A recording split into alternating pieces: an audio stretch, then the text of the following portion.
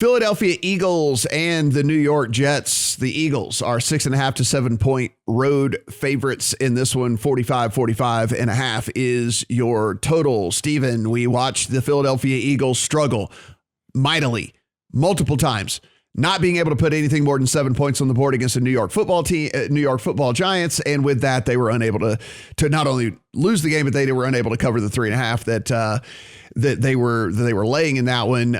Jets it's a different ball game with the Jets in this one. But I think of all the big favorites on the week, if we could see into the future and you said, hey, one of these big favorites lost outright this week, I'd probably take the Eagles here. My answer would probably be the Eagles, that the Jets were figured out a way to beat the Eagles somehow. So it's tough for me to lay the 6.5 or 7, even against a very putrid Jets team, specifically Jets defense, because the Eagles are just very, very limited as to what they can do. If they can't run it 45 to 50 times in the game and have success doing that, then we saw what happened when Jalen Hurts kind of has to take over and has to do his thing. And so it would be a Jets or pass for me in this one, but this one's not currently in my account.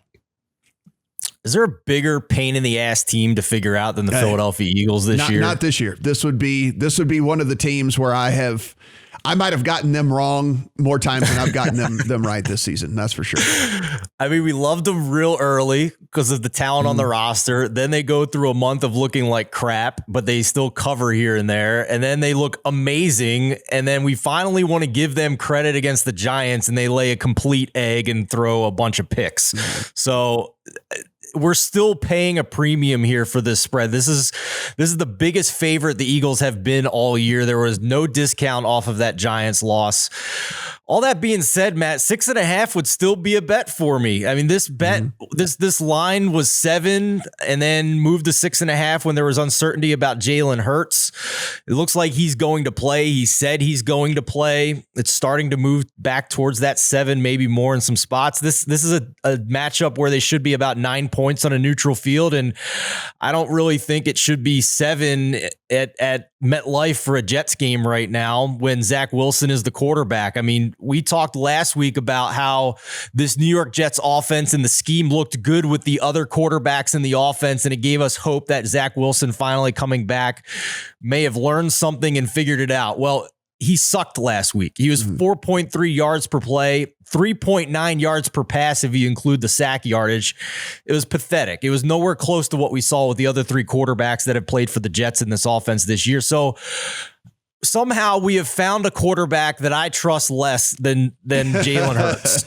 I mean, that's where we're at right now. All right. Because I mean, the Jets D matchup is actually pretty decent against the run. They're pretty decent in run stop win rate, but that's about the only positive I can find for New York this week. So I want to take it's not a discount, but it's Eagles or pass for me at this point, just because Zach Wilson just hasn't figured it out.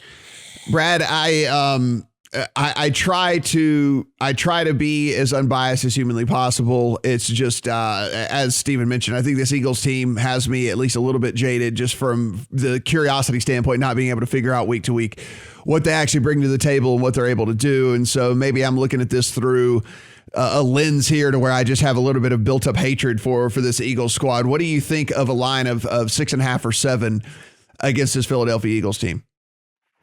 So I agree with Stephen that it's too light if we think Jalen Hurts is healthy. And so you've got to look at this. The play calling last week was maddening. Like I had a lot of positions on the Eagles, money line, like season long playoff stuff. And like multiple times on 3rd and 2, they threw the ball. Like the one drive, I think they had one touchdown drive in the game. They ran the ball 9 straight times. They were going at 6.3 yards per carry. They were doing whatever they wanted.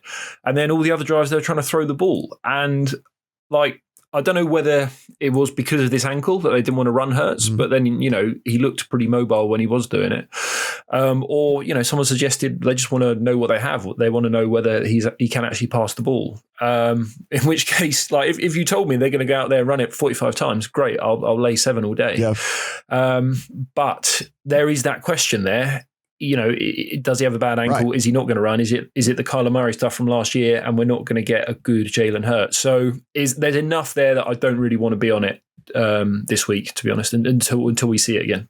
Yeah, it's just, I don't know. This one, anytime I'm sitting here and can make a really compelling case for both sides, is typically a game that I try to stay away from. I mean, if anything, a slight lean to the under at 45.5, because again, if we're going to have these big, long, clock eating, chewing up drives from Philadelphia, and we don't think that the Jets are going to be efficient at all on the offensive side of the ball, a little bit of a lean to the under, but again, no play in the account quite yet on this one. There is a bunch of curiosity, I think, for me. Last note, Brad, don't put it past Howie Roseman, the GM, to start meddling here towards the end of the season if they're going to miss a playoff spot, because they're trying to figure out with all their draft picks next year whether Jalen Hurts is the quarterback of the future. So wouldn't shock me in the least if they're going to let him pass the ball a little bit more to figure out whether he's the guy. So just something. I mean, Howie Roseman is infamous for making sure that the guys he wants on the field are out there and doing that. This team has that type of culture problem still with him as the GM. So just something to keep in mind here for the rest of the season. Yeah, and to your point, Matt, on the under, I mean, we could just stick with this Jets team total under. You probably you would definitely get above 17.5, which is, I think, all you need. And you've got this, 28th ranked offensive line in terms of pressure allowed, a quarterback who either holds onto the ball too long, like he was doing earlier in the season, or he's dumping it off 4 yards down the field, like he was doing last week, against a very, very good Eagles defensive line. So, yeah, I can't see the Jets scoring a lot of points.